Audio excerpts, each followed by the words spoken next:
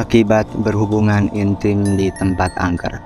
Kisah mistis ini dialami sepasang kekasih di daerah Garut, Jawa Barat. Gara-gara berhubungan intim di bawah pohon beringin yang angker, sang pacar mendadak hamil besar janin genderuwo yang ada di dalam kandungannya. Sudah 1 tahun lebih aku menjalin cinta dengan Rangga. Sejujurnya, meski jalinan cinta kami dari hari ke hari kian akrab dan mesra, tapi kami masih bisa menjaga diri, tidak tergoda untuk melakukan hubungan seks di luar batas. Hanya sebatas peluk dan cium biasa yang sopan. Kami memutuskan biarlah yang satu itu sebagai kado spesial nanti jika kami sudah menikah. Ya, begitu aku dan Rangga pernah bersepakat. Namun pada suatu hari kesepakatan yang selalu kami jaga itu akhirnya jebol juga. Kami bukan hanya tergoda hingga berani melakukan hubungan seks seperti layaknya suami istri, tapi juga telah membuatku hamil besar mendadak yang amat aneh dan mengerikan. Kejadian aneh itu berawal ketika hari itu Rangga sengaja datang ke tempat kerjaku. Maksudnya selain untuk menjemputku pulang, juga mengajakku makan malam di Saung Pani Isan. Sebuah restoran dengan suasana alam pegunungan yang terletak di daerah selatan Kabupaten Garut. Jarak dari pusat kota ke restoran itu kurang lebih 12 km. Jalan aspal menuju ke restoran itu tidak begitu ramai, tapi syarat dengan panorama alam pegunungan yang hijau oleh hamparan kebun teh. Hari ini aku dapat bonus lumayan dari kantor. Aku mau ngajak kamu makan malam di restoran itu, ucap Rangga sambil tersenyum. Laki-laki berusia 28 tahun yang bekerja di sebuah bank swasta itu lalu menuntunku masuk ke dalam mobilnya. Oke, makasih banget. Tapi awas kalau pulangnya sampai kemalaman, pelototku bercanda. Rangga hanya tersenyum mendengar candaku itu. Namun dalam perjalanan kami yang romantis itu kemudian terganggu oleh cuaca alam yang tidak bersahabat. Di tengah perjalanan, tiba-tiba hujan turun begitu deras. Jalan aspal yang kami lalui tampak pekat oleh guyuran air hujan bercampur kabut. Sebaiknya kita berhenti saja dulu, Ga, perintahku. Khawatir hujan memang turun semakin deras. Iya, tapi kita berhenti di mana? Di sekitar sini jauh dari rumah penduduk. Sisi kiri kanan jalan hanyalah hamparan kebun teh, komentar Rangga seperti bingung. Tapi tak lama kemudian Rangga menghentikan mobilnya di bawah sebuah pohon beringin besar yang tumbuh menjulang di sisi kiri jalan. Meski tampak samar oleh guyuran hujan berbaur kabut, tapi aku masih bisa melihat bahwa pohon beringin itu berada di samping gundukan tanah mirip kuburan. Di sekeliling gundukan tanah itu tumbuh beberapa jenis tanaman liar. Untung saja ada pohon beringin besar ini, lumayanlah berhenti di bawah pohon beringin ini. Mobil agak terlindung dari guyuran hujan, ucap Rangga lega setelah mematikan mesin mobilnya. Tapi aku merasa tak nyaman kita berhenti di sini, Ga. Kesannya di sini angker, ucapku meringis dengan bulu kuduk yang tiba-tiba meremang. Sementara mataku memperhatikan guyuran hujan dan angin yang menyapu daun dan ranting-ranting pohon raksasa itu. Entah mengapa tiba-tiba saja aku melihat ranting dan dahan-dahan pohon beringin itu seperti memancarkan suatu kekuatan aneh yang membuatku bergidik takut. Kamu tak perlu takut, Rin. Ketakutanmu mungkin karena pengaruh cuaca buruk di sekitar sini. Sebentar lagi juga hujan reda, santai saja, ucap Rangga enteng sambil menggeser duduknya lebih dekat padaku. Aku siap jadi pelindungmu, sayang. Jangankan manusia, hantu atau genderuwo yang berani mengganggumu akan aku nabrak, celoteh Rangga tertawa sambil mengelus-elus pipiku. Aneh, ucapan Rangga itu seperti langsung dijawab oleh suatu kekuatan yang membuat hujan mendadak turun semakin deras. Angin pun tiba-tiba bergemuruh kencang seperti hendak meruntuhkan pohon beringin itu. Bersamaan dengan itulah, samar-samar kulihat sosok bayangan hitam meloncat dari ketinggian pohon itu dan turun tepat di depan mobil kami. 1 detik kemudian, bayangan itu berubah wujud menjadi seekor kera raksasa yang menyeringai serangga. Tapi detik berikutnya makhluk aneh itu tiba-tiba menghilang seperti ditelan guyuran hujan. Anehnya, Rangga yang duduk di sampingku seperti tak melihat apa-apa. Malahan bersama dengan menghilangnya makhluk itu, Rangga kemudian menghujani wajahku dengan ciuman dan kecupan liar, bahkan bibir dan di leherku. Sesaat ketakutan itu hilang, aku merasakan kenikmatan yang menjalar di leher dan bibirku. Tapi diam-diam aku merasa heran melihat perubahan pada diri kekasihku itu. Tidak biasanya Rangga bersikap kasar dan liar dalam bermesraan. Dan yang lebih mengherankan, sorot matanya tiba-tiba terkesan aneh. Sorot mata yang menyala menahan gairah. Gak, sudahlah, aku takut. Tadi aku melihat. Aku memohon padanya. Tapi ucapanku itu terputus karena Rangga kembali mengulum bibirku. Begitu buas, namun hangat menjalar di seluruh tubuhku. Rangga seperti tak sengaja memberiku kesempatan mengelak dan berkata. Bahkan pelukan, ciuman, dan rabaannya lebih nakal dan berani. Ingin rasanya aku meronta dan memprotes ulah nakal laki-laki yang sangat kucintai itu. Tapi yang kulakukan malah membalas dan melayani setiap gerak permainan cintanya. Kami pun kemudian hanyut dalam permainan cinta yang panas gairah. Suara guyuran hujan dan angin makin membuat kami lupa diri. Akhirnya di jok belakang kami lalu menuntaskan hasrat seks itu dengan tubuh setengah telanjang dan posisi setengah rebahan. Ketika hujan mulai reda, kami masih terkapar kelelahan merasakan sisa-sisa kenikmatan yang baru saja kami lewati. Ya, kesepakatan kami untuk tidak melakukan hubungan seks di luar nikah itu akhirnya jebol juga. Karena hari sudah mulai maghrib, kami membatalkan rencana makan malam di restoran Saung Pani Isan. Kami lalu memutuskan untuk pulang. Besoknya, keanehan itu terjadi ketika menggeliat bangun dari tidur. Aku merasakan sesuatu membebani perutku. Dan betapa terkejutnya aku manakala kulihat perutku tiba-tiba menggelembung seperti hamil 9 bulan.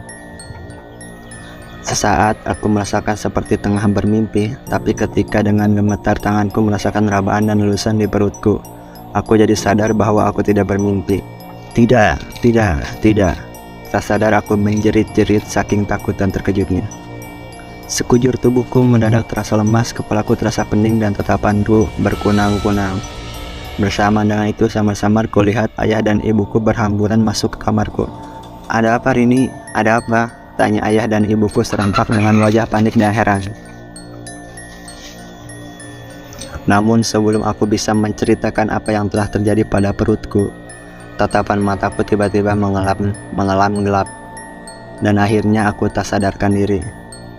Ketika aku sudah berada di sebuah kamar berbilik bambu. Di manakah aku? Pikirku menerawang heran sambil mengingat-ingat apa yang telah terjadi pada diriku. Ketika aku mencoba bangkit dan dari terbaring, tiba-tiba aku merasakan lagi sesuatu membebani perutku. Refleks tanganku ini meraba-raba perutku. Dan betapa terkejutnya aku manakala tahu bahwa perutku masih menggelembung besar. Aku pun kembali menjerit-jerit saking takut dan terkejutnya. Aneh, heran, bingung, kesal, dan takut mendadak bersatu padu dalam dadaku. Tak lama kemudian ayah dan ibuku masuk ke kamar, disusul seseorang laki-laki tua berpakaian gamis putih, dan di belakang laki-laki tua itu muncul sosok yang amat ku kenal, Rangga. Agaknya orang tuaku telah menghubungi Rangga dan menceritakan kejadian aneh yang telah menimpa diriku. Wajah kekasihku itu tampak pucat dan gelisah. Syukurlah, kamu sekarang sudah sadar ini. Kamu pingsan cukup lama, hampir 24 jam lebih, ucap ibuku sambil menghampiri dan duduk di bibir tempat tidur. Kami merasa heran dan panik melihat perutmu yang tiba-tiba membesar seperti itu. Kami lalu memanggil dokter untuk memeriksa perutmu itu. Dokter mengatakan bahwa perutmu sehat-sehat saja, tak ada kelainan atau pembengkalan di dalamnya. Tapi yang membuat kami terkejut, heran, dokter itu lalu mengatakan bahwa kamu tengah hamil besar. Jelas ayahku dengan dahi berkerut dan berkali-kali menggelengkan kepala seperti tak habis pikir. Apa, Kak? Aku tengah hamil? Tidak mungkin. Orang hamil itu harus melalui proses 1 atau 2 bulan dan seterusnya. Mana ada orang hamil mendadak besar seperti ini. Tak sadar aku bersungut-sungut saking heran dan tak percaya mendengar penjelasan ayahku itu. Tenanglah Rini, itulah sebabnya kami membawamu ke Tasikmalaya ini untuk konsultasi dan sekaligus minta pendapat dari Ajengan Sukma. Kami khawatir kamu kena teluh atau diganggu makhluk halus atau roh jahat. Jelas ibuku seraya menoleh pada laki-laki tua berpakaian gamis yang berdiri di samping ayahku. Neng Rini memang tengah hamil besar, tapi kehamilan Neng Rini ini tak wajar. Karena pengaruh jahat genderuwo, makhluk halus jenis ini memang pada kesempatan tertentu bisa berbuat jahat. Terlebih pada orang yang bicara sombong dan berani melakukan perbuatan tak senonoh di tempat angker di mana makhluk itu berada. Jelas Ajengan Sukma sambil menoleh ke arah Rangga. Apa nak Rangga, ini kekasihnya Neng Rini? Tanyanya dengan suara bijak sambil menatap Rangga. Iya, saya kekasihnya hari ini. Bahkan bulan depan saya akan tunangan. Emangnya kenapa Ajengan? Jawab Rangga terkejut menerima pernyataan yang tiba-tiba dari Ajengan Sukma itu. Ajengan Sukma menarik nafas panjang, mengulum senyum, lalu, maaf, menurut peneropongan mata batin saya, Narangga dan Neng Rini pernah melakukan hubungan intim di tempat angker. Kalian tahu, sewaktu kalian melakukan hubungan itulah makhluk halus itu datang dan menyusup ke dalam jiwa Nak Rangga dan ikut merasakan kenikmatan hubungan yang dirasakan Nak Rangga. Sekali lagi maaf kalau terawangan batin saya ini salah. Kontan ayah dan ibuku saling tatap mendengarnya. Ada ketidaksukaan di wajah mereka mendengar bahwa aku dan Rangga telah berbuat sejauh itu. Sementara aku dan Rangga tertunduk mendengarnya. Penjelasan Ajengan Sukma itu bukan hanya membuat kami malu dan makin membuatku ketakutan, tetapi juga telah menghantar ingatanku pada kejadian-kejadian aneh sewaktu aku dan Rangga hendak pergi ke restoran Saung Pani Ihsan itu. Bukankah ketika itu mobil kami berhenti di bawah pohon beringin besar yang terkesan angker? Ketika itu juga aku sempat melihat sosok makhluk aneh mirip kera raksasa dan merasakan keganjilan dan pada diri Rangga saat berhubungan seks denganku. Diam-diam aku membenarkan penjelasan Ajengan Sukma yang panjang lebar itu. Lalu, apa yang harus kami lakukan, Ajengan? Apapun syaratnya, saya akan siap. Yang penting perut kekasih saya ini bisa dikempis seperti sedia kala. Ucap Rangga seolah tak sabar, wajah tampannya bersemu merah karena menahan malu. Ajengan Sukma tidak menjawab. Laki-laki berusia 62 tahun itu lalu mengambil suatu bungkusan dari atas lemari di pojok kamar. Taburkan serbuk penyinglar ini tempat kalian berhubungan intim waktu itu. Tapi sebelumnya kalian harus melakukan beberapa syarat. Pertama, kalian harus bertobat dengan melakukan salat sunnah taubatan nasuha. Lalu berpuasa selama 3 hari berturut-turut dan setiap malamnya kalian harus mewiridkan salawat sebanyak 333 kali. Insya Allah perut Neng Rini akan mengempis seperti semula. Jelas Ajengan Sukma panjang lebar. Begitulah usai melaksanakan syarat yang disebutkan itu, aku dan Rangga lalu pergi ke tempat di mana pohon beringin besar itu berada. Tempat kami melakukan hubungan badan dalam mobil yang terparkir di bawahnya sewaktu itu. Sambil membacakan sholawat, kami lalu menaburkan apa yang disebutkan Ajengan Sukma sebagai serbuk penyinglar yang bentuknya mirip tepung putih itu di tanah sekeliling pohon beringin. Setelah serbuk gaib itu kami taburkan, suatu keajaiban pun berlangsung. Bersama dengan selesainya kami menaburkan serbuk itu, tiba-tiba dari ranting-ranting Bagian atas pohon beringin mengepul asap hitam yang kemudian membentuk suatu gulungan besar. Sesaat gulungan asap hitam itu bergerak-gerak ke sana kemari, namun kemudian membumbung ke angkasa dan akhirnya menghilang di telan Mega. Aneh, bersamaan dengan hilangnya gulungan asap hitam itu, tiba-tiba perutku yang masih menggelembung basah itu mengempis seperti sedia kala.